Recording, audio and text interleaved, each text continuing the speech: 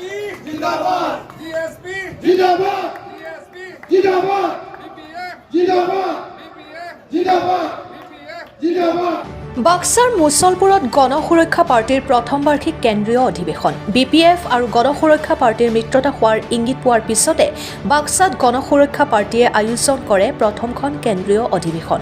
প্ৰাক্তন সাংসদ নৱকুমাৰ শৰণীয়াই অধিৱেশনৰ পতাকা উত্তোলন কৰাৰ পিছতে আনুষ্ঠানিকভাৱে আৰম্ভ হয় মুকলি সভা।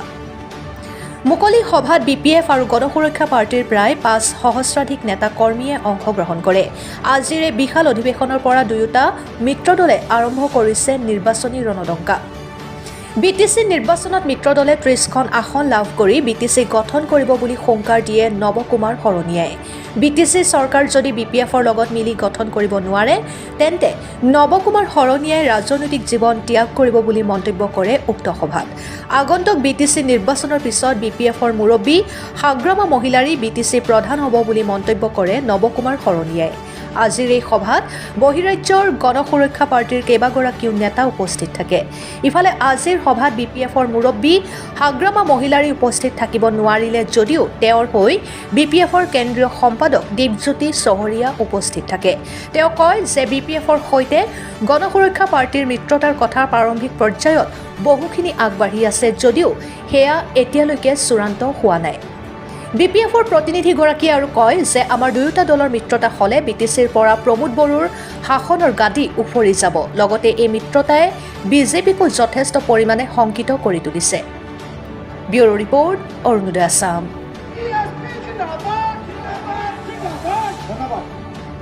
আশা কৰে যিটো দলে আশা কৰে নিশ্চিতভাৱে আমি সেইখিনি কৰিব পাৰিম আৰু আমি এইবাৰ জিএছপি সম্পূৰ্ণ এটা ৰাজনৈতিক পেচাদাৰী ৰাজনৈতিক দল আমি বনাম আৰু নিশ্চিতভাৱে এনেকুৱা দিনবিলাকত যিহেতু ৰাজনৈতিক দলৰ মূল উদ্দেশ্য ইলেকশ্যন নাথাকে প্ৰতিটো ইলেকশ্যনত তেওঁলোকে যুঁজিব পৰাকে আমি শক্তিশালীভাৱে গঠন কৰিম। ইতিমধ্যে আপুনি এটা কথা কৈছে যে এবাৰে যদি আপোনালোকে BTC পৰিচালনা কৰিব নোৱাৰে ৰাজনীতি কি ক'ব? নিশ্চিতভাৱে মই যোৱাবাৰ কৈছিলো আমাৰ দেৱজিৎ সকলে জানে মনসত আমি কৈছিলো যদি আমি চৰকাৰ বনাবলৈ আমি ৰাজনীতি নকৰো তেতিয়া কিন্তু আমি এটা হোৱাৰ পিছত চৰকাৰ বনাইছিলো। এইবাৰ নিশ্চিতভাৱে কৈছো যে এইবাৰ যদি চৰকাৰ বনাব নোৱাৰো এইবাৰ জিএছপি আৰু BPF চৰকাৰ হ'ব এইটো কোনো সন্দেহ নাই আৰু নোৱাৰো সম্পূৰ্ণ দায়িত্ব লৈ আমি দলৰ সভাপতি লৈ ৰাজনীতিৰ পৰা বাধা কৰিম। কেইখনমান আসন গণসুৰক্ষা দলে দখল কৰিব বুলি চাওক BTCত মেইনলি বড়ো ৰাজনীতি গতিকে আমি ছাপৰ্টিং ৰল এটা হেৰি কৰিব পাৰো গতিকে সেইটো আমি অস্বীকাৰ নকৰো। আমাৰ যিহেতু প্ৰায় 35 মানুহ এটা আশা-আকাংক্ষা আছে যে ট্ৰাইবেল লগতে নন ট্ৰাইবেল লোকসকলেও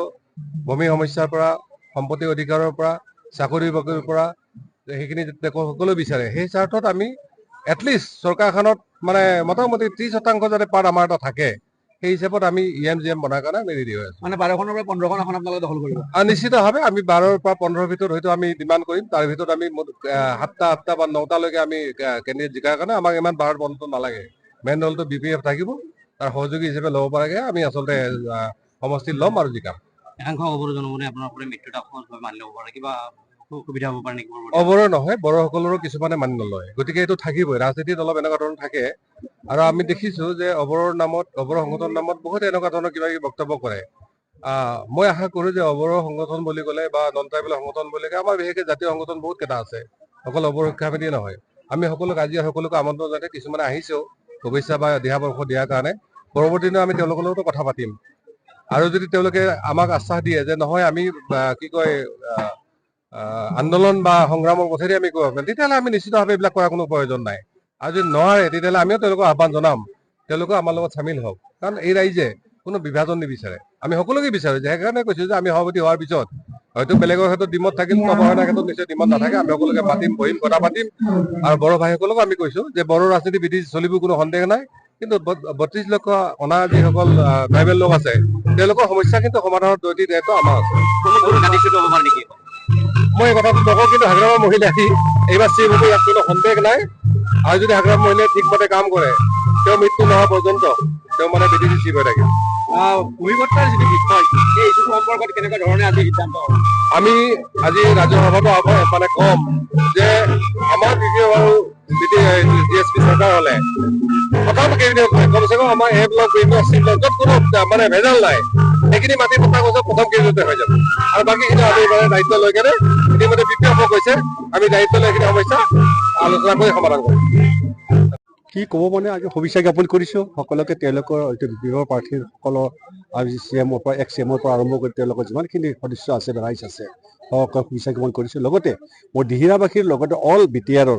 সমূহ ৰাইজক মই শুভেচ্ছা জ্ঞাপন কৰিছোঁ ঠিক তেনেকৈ আগন্তুক যে আমি ভালে কুশলে গৈ পেলাই ভালদৰে এখন চৰকাৰ গঠন কৰিব পাৰোঁ তাৰ কাৰণে আমি শুভেচ্ছা জ্ঞাপন কৰিছোঁ কিমানখন আসন দখল কৰিব এইবাৰ আমাৰ 15খনৰ লক্ষ্য আছে তথাপিতো আমি যিকোনো প্ৰকাৰে এলায়েন্সৰ যেতিয়া কথা এটা আহে কথা বতৰৰ মাজেৰে আলোচনা কৰি সেই সিদ্ধান্তবোৰ আগবাঢ়িব লাগিব আৰু সেই সিদ্ধান্ত আমি নিশ্চিত 19-20 কৰি হ'লে আমি আগবঢ়াৰ চেষ্টা কৰিম জিএছপি হিচাপে 15খন জিএছপি হিচাপে 15খন আমি এটা তেওঁলোকৰ ওপৰত ডিমাণ্ড এটা আছে আমি বেছি খেলিব খোজা নাই আমি বেছি খেলিলেও লাভ নাই তাৰে ভিতৰত যদি আমি 10খন ল'ব পাৰোঁ তেতিয়াহ'লে আমাৰ কোনো অসুবিধা একো নাথাকে আজিৰ পৰা নিৰ্বাচনী ৰণদংকা বজালে ঋণদংকাটো বজাই দিলোঁ আজি আৰু যিকোনো প্ৰকাৰে হওক যেনেকৈ হওক বহুতখিনি আমাক ডিপেক্ট কৰি আছিলে কাৰণ আমি এনেকুৱা অৱস্থা এটা হৈছিল আজি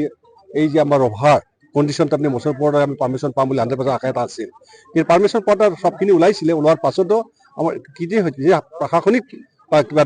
ডিফেক্টৰ হওক বা যিকোনো প্ৰকাৰে হওক বা কাৰোবাৰ ৰাজনৈতিক প্ৰলোভনত হওক আমাৰ সেইটো অভাৱ ভাঙিব লগা হ'ল তাৰ কাৰণে লজ্জিত হৈছোঁ লজ্জিত হোৱাৰ কাৰণে ৰাইজে একত্ৰিত হৈ এনেকৈ দলে ফালে ওলাই আহিছে আমি ইয়াতে বহিবৰ কাৰণে জাগা দিব পৰা নাই ৰাইজে আজি 15,000ৰ ওপৰত মানুহ আহি ইয়াতে উপস্থিত হৈছে আৰু সেই উপস্থিত হৈ আমাৰ আজি ৰণদংকা বুজোৱা হ'ল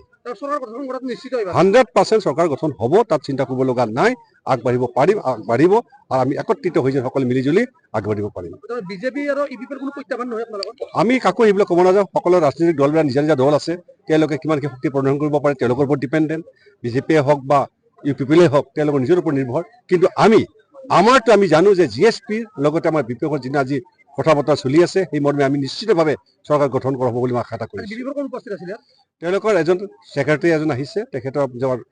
আমাৰ হাজোমা মহিলাৰ প্ৰতিনিধি পঠাইছিলে তেখেতে লেটাৰ এখন দিছে লেটাৰখন পাঠ কৰি ৰাইজক শুনাইছে ৰাইজক শুনোৱাৰ পাছত আমি সেই মৰ্মে এটা ভাষণ দি পেলাই এই প্ৰতিশ্ৰুতিবদ্ধ হৈছে আপোনালোকৰ মিত্ৰতাই বিৰোধী কম্পমান হৈছে নেকি বিৰোধী কম্পমানটো হ'বই স্বাভাৱিক এতিয়া এনেকুৱা অৱস্থাটো হৈছে কি হ'ব কি নহ'ব আগন্তুক আৰু এই চৰকাৰখনত কি হ'ব কি নহ'ব কোনেও কম হ'ব পৰা কণ্ডিশ্যন নাই আজি আমাৰ গণসুৰক্ষা পাৰ্টিটো আমাৰ মূলত আঞ্চলিক দল আৰু আমাৰ BPF আঞ্চলিক দল আৰু আজি প্ৰথম এইখন অধিৱেশন আৰু এই অধিৱেশনখনত এগৰাকী আঞ্চলিক দলৰ সভাপতিক গণসুৰক্ষা পাৰ্টিয়ে নিমন্ত্ৰণ জনাইছিল হাগ্ৰামা মহিলাৰী ছাৰক আৰু ছাৰৰ শাৰীৰিক অসুস্থৰ বাবে আহিব নোৱাৰিলে যাৰ বাবে প্ৰতিনিধি হিচাপে আমাক পঠিয়াইছে আৰু আমি গণসুৰক্ষা পাৰ্টিৰ সকলো দলীয় নেতা কৰ্মীলৈ BPF দলৰ শুভেচ্ছা বাণী লৈ আমি ইয়াত আজি উপস্থিত হৈছিলোঁ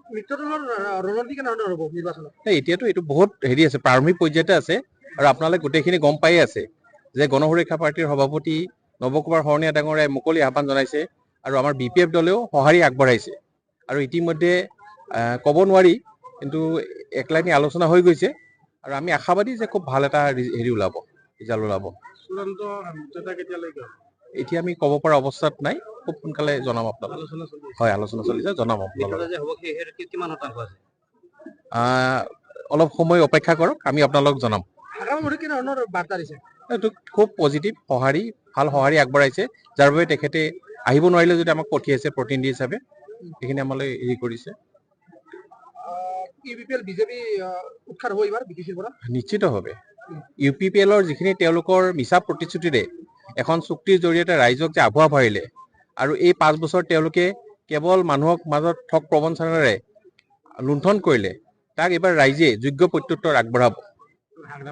এইবাৰ হাগ্ৰামা মহিলাৰী নেতৃত্বত BPFৰ চৰকাৰ হ'ব গণসুৰক্ষা পাৰ্টি সহযোগী হিচাপে থাকিব নাই আমাৰ কোনো প্ৰত্যাহ্বান নহয় কাৰণ BTCৰ ৰাইজে আঞ্চলিক দলক সদায় প্ৰাধান্য দি আহিছে নাই তেনেকুৱা কোনো হেৰি নাই আমাৰ